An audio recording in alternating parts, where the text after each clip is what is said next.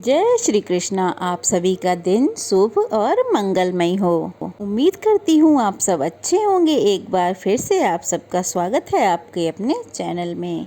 एकादशी तिथि भगवान श्री कृष्ण को समर्पित मानी गई है। इस दिन माता लक्ष्मी और भगवान श्री हरि की पूजा करके उपवास रखा जाता है। हिंदू पंचांग के अनुसार बैसाख मास के शुक्ल पक्ष की एकादशी को मोहिनी एकादशी का व्रत रखा जाता है। पौराणिक कथा के अनुसार जब देवताओं और असुरों के बीच समुद्र मंथन चल रहा था, अमृत प्राप्त करने के लिए युद्ध चल रहा था, तब असुरों ने अमृत छीन लिया था।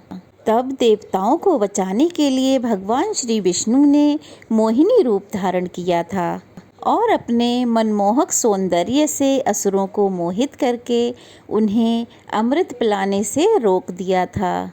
और तब देवताओं ने अमृत का पान किया और देवताओं को अमरत्व की प्राप्ति हुई और तब वे विजयी हुए। इसलिए मोहिनी एकादशी को मोह भंजन एकादशी भी कहते हैं। इस दिन मनुष्य अपने अंदर के विकारों, दोषों जैसे कि मोह, लोभ, क्रोध और ईर्ष्या, इन सब पर विजय प्राप्त करने का संकल्प लेता है और साथ ही भगवान विष्णु की कृपा से मोक्ष प्राप्त करने की कामना भी करता है। धार्मिक मान्यताओं के अनुसार मोहिनी एकादशी का व्रत रखने वाला भक्त सांसारिक सुखों को भोग कर अंत में मोक्ष की प्राप्ति करता है। इस व्रत के पुण्य प्रताप से व्यक्ति सभी पापों से मुक्त हो जाता है। तो चलिए आपको बताते हैं साल 2024 में मोहिनी एकादशी का व्रत कब रखा जाएगा, व्रत का पारण कब किया जाएगा और एकादशी और द्वादशी तिथि कब से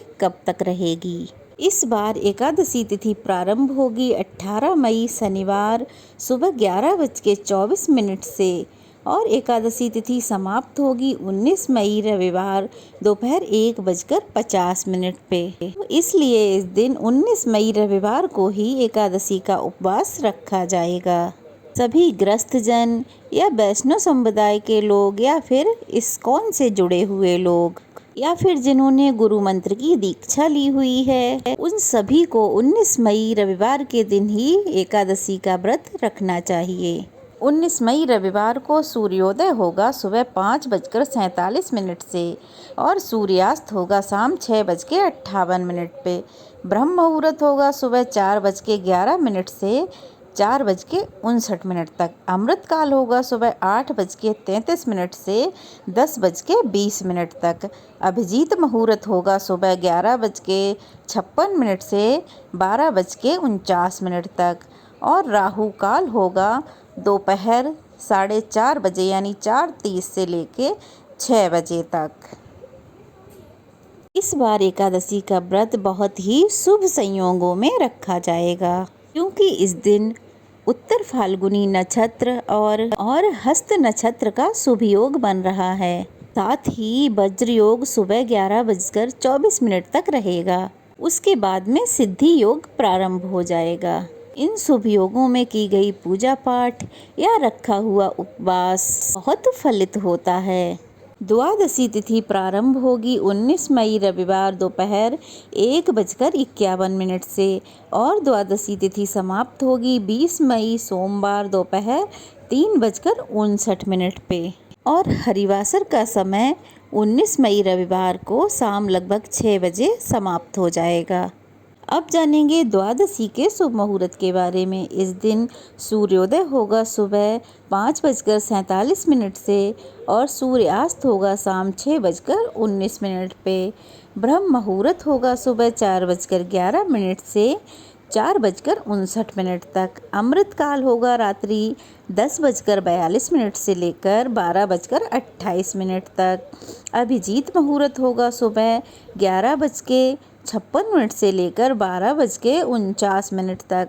राहु काल होगा सुबह 7:30 से लेकर 9 बजे तक और इस दिन सिद्धि योग दोपहर 12:10 तक रहेगा।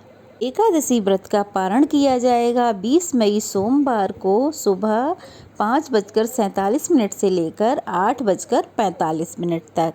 व्रत का पारण करते समय तुलसी पत्र या फिर आंवले का सेवन अवश्य करें। यदि आपका सोमवार का व्रत है तो भी आप सुबह सोमवार व्रत की पूजा करके तुलसी पत्र या फिर आंवले का सेवन करके अपने व्रत का पारण कर सकते हैं। और यदि आपका उपवास नहीं है सोमवार को, तो इस दिन यानी द्वादशी के दिन आपको चावल का सेवन अवश्य ही करना चाहिए।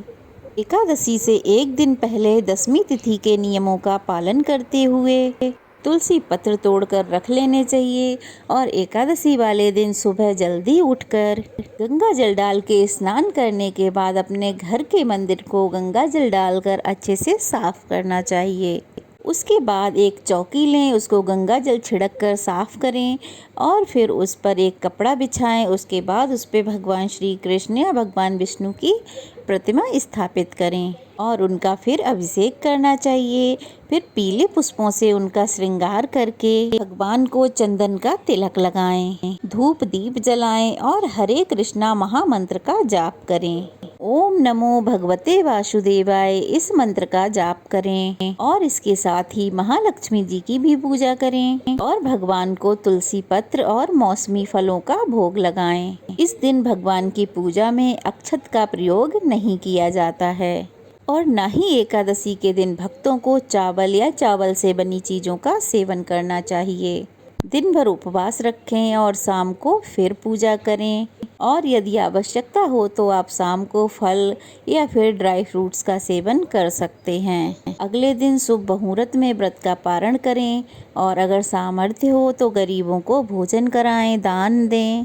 यदि ऐसा ना कर पाए तो इस दिन आप कच्चे अनाज का दान भी कर सकते हैं। इस दिन हल्दी का दान अवश्य करें, ऐसा करने से भगवान श्री हरि प्रसन्न होते हैं। तो यह थी आज की वीडियो। एकादशी कब है इसकी जानकारी। उम्मीद है आपको पसंद आई होगी। पसंद आई हो तो प्लीज़ एक लाइक और कमेंट अवश्य करें और नए हैं तो प्लीज़ चैनल को सब्सक्राइब करें, वीडियो को लाइक करें और शेयर करें। तो चलिए फिर मिलते हैं एक नई जानकारी, एक नई वीडियो, एक नई कथा के साथ। तब तक के लिए जय श्री कृष्णा। भगवान श्री कृष्ण और माता लक्ष्मी की कृपा हम सब पर बनी रहे। जय श्री कृष्णा।